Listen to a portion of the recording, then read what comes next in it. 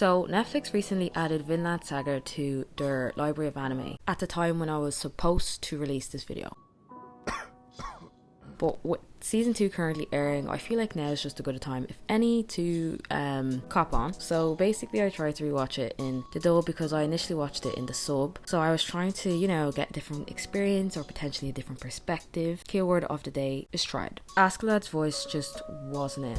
So that experiment did not last very long. Anyways, before that I rewatched 91 Days, and that arises the question of why am I just casually rewatching anime? I honestly don't know. And I don't have that much free time on my hands, so I don't know why I am. On a surface level, Vinland Saga and 91 Days seem to have nothing in common, but they are very similar in the retrospect of how they are both stories set in prominent historical time periods, and both follow protagonists that witnessed the murder of a loved one or ones, which acts as the trigger for the revenge plotline. However, one of these shows tackled the revenge plot very well, and the other, not so much. So first let's start with the most common story structure almost every revenge story follows. Firstly, the status quo is established and we see a glimpse into what the protagonist's life is normally like, right before the injustice happens, which usually involves a death of some kind. This can be as drastic as a simple murder to a full-blown massacre. The status quo period typically ranges between the first to third episode. This injustice somewhat acts as the inciting incident, which will prompt the protagonist onto their quest for revenge. Then we have the actual plotting the revenge part, and this is the part where the other characters are segued into the story. Red herrings are found, more people are potentially killed, and setbacks occur. And then that takes us to the confrontation between the main protagonist and the villain. This is where the climax of the conflict occurs. Either the protagonist gets the revenge or they don't, and it's at this point which makes or breaks the story. Either the MC doesn't get the revenge and the story expands on a greater theme underlying it all, or the MC does get the revenge and it's a bittersweet moment. Now, the main elements in a revenge story are: the protagonist must have a strong motive, the revenge is difficult and complicated enough to achieve, and the stakes are high. 91 Days ticks each of these boxes. Avilio's whole family is murdered in front of him. The revenge is definitely up there in difficulty level. He must join the mafia, an inwardly destroyed organization, from eliminating the high-ranking people who allegedly played a role in his family's murder, including the Don. So of course the stakes are high. He's trying to double cross the bleeding mafia. Then what's preventing this from being a great revenge story?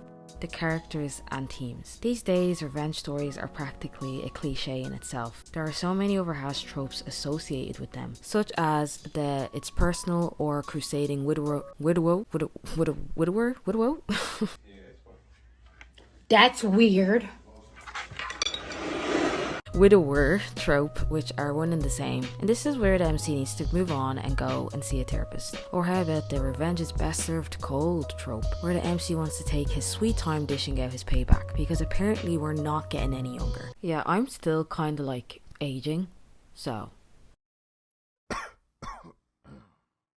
Or don't forget the lazy, petty childhood grudge, where the villain is a whiny little beggar of attention that refuses to hold the L for decades. Bro, get over it. You're not gonna get the bleeding badge back. The list is honestly endless, concerningly so. As a result of this, the revenge plot ultimately loses the element of surprise, because we already know what's going to happen at the end. Spoiler alert, he's gonna get some kind of revenge. So now the audience is left anticipating how it's gonna play out, building on the suspense factor instead, or that's what's supposed to happen. So it's vital for these type of stories to create compelling characters and themes to steer away from these pitfalls. Therefore, it's practically a must for the main character to be a complex, well-rounded person that I can understand and empathize with, and not just a man with a vendetta. I say this all the time: if I don't care about the character, then I don't care about what he's doing. If I don't care about what he's doing, then I don't care about his revenge. And if I don't care about his revenge, then I give zero shits about the story. Avilio isn't a compelling character. He's a story device, not a person. He operates from A to B to C and to, you guessed it, D.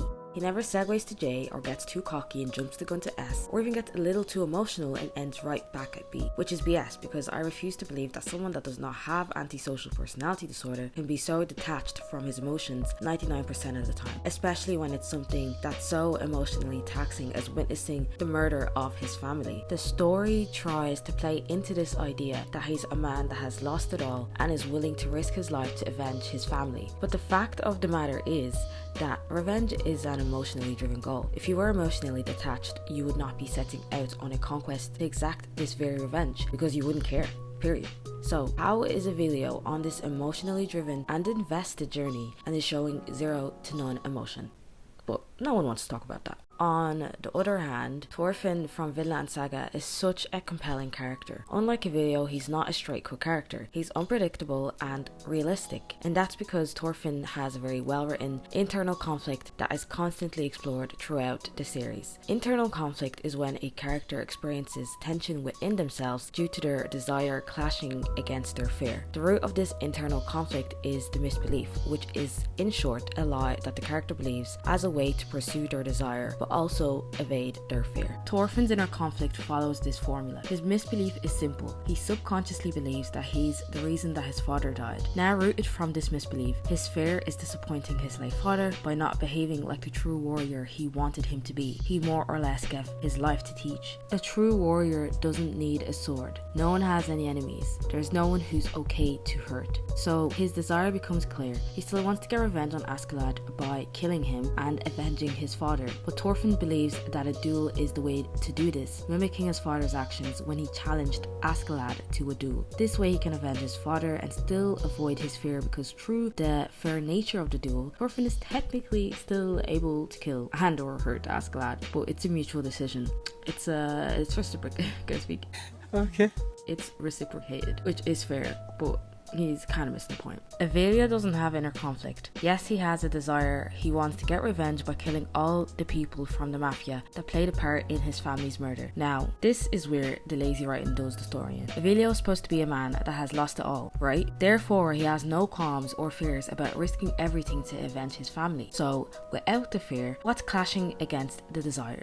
Exactly, nothing. And there goes my last fuck to care or empathize with this character's story. I'm not a cold-hearted dickhead. I can acknowledge that having your entire family murdered right before you obviously sucked a bit of ass, like naturally. But this is sympathy, not empathy. Sympathy is a short-term emotion of observing what someone else is going through and accepting it. It's a surface-level emotion at best. To be honest, I believe sympathy is more or less a feeling of pity for someone else's situation. It's more like a shit, like, that's rough buddy, but thank God that's not me. There's that underlying feeling of relief there, because you're viewing it through objective lenses, an outsider's point of view. But empathy is deeper than that. Empathy is a long-term emotion. It requires an emotional component because you're taking on board the person's feelings and not just accepting them for what they are, but you're truly understanding them and what it means for the individual. This is why internal conflict is so important, because not everyone can empathize with having your entire family murdered in front of you and then wanting to get revenge on the mafia. But we all can empathize with having a goal or desire that you want, but a small voice at the back of your head telling you why you can't reach it, especially in these type of stories where the main protagonist is an anti-hero. It's hard enough to root for characters like these if they're not well written.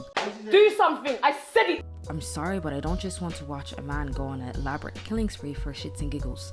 But give me a man with rich internal conflict going on a killing spree for 11 episodes, then you're speaking my language. Now let me rewrite Avilio with inner conflict and you'll see the massive difference. Avilio's misbelief would be that he fundamentally believes he's unworthy of closure, and this is a result of the traumatic event he experienced in which his family was murdered right in front of him. He feels guilty that he survived and is burdened with survivor's guilt. Now, seeded from this misbelief is his fear, a fear that he'll never be able to move on, a fear that he'll be stuck in this awkward limbo where everything feels hollow and meaningless. So Avilio obviously doesn't want this fear to come to pass, so he does what any human would. He tries to avoid it. He tiptoes around it instead of addressing it and overcoming it, because that would require way too much emotional energy that he doesn't want to spare. So this is where his desire comes in. He wants to avenge his family's death by killing everyone involved in it. This way, his family can be avenged and he doesn't have to deal with actually processing their death and grieving, because in his head, once he gets the revenge, it provides both his family and himself a closure and also nullifies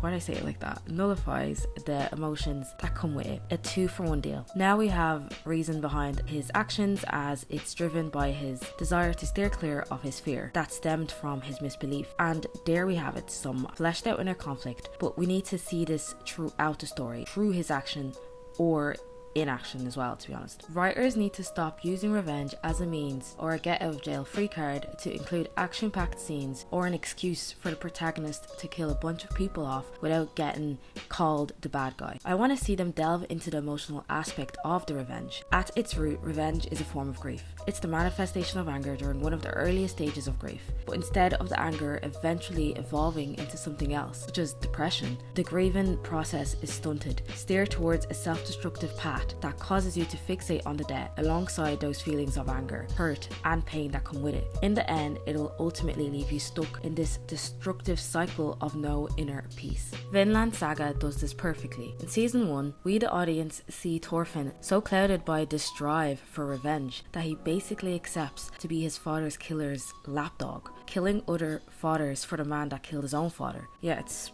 pretty messed up, but so well written. The story doesn't try to frame it as anything else other than a messed up situation. Thorfinn's on this warpath of self-sabotage. Either he's gonna get killed on one of Askeladd's excursions or during one of their duels. It's cruel, uncomfortable, and raw, but that's the reality of revenge. It's not some glorified means to an end. Instead of rooting for Thorfinn to kill Askeladd and get revenge, I'm rooting for him to get off that express ticket to the grave and find inner peace. Heal. It makes for a more compelling character, hence a more compelling narrative. Season 1 of Vinland Saga is rightfully the prologue. He's riding this revenge high, emotionally stunted by his drive. But season 2 is when the story really starts, when his journey to heal and find inner peace finally begins. This is the hardest part of Thorfinn's journey, not beheading seasoned generals or fighting giants. It's confronting his fears, having that hard conversation with himself. In fact, figuring out what that conversation needs to be. That's the real fight.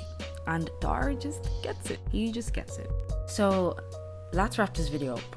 Vinland Saga, good. 91 days, not so much.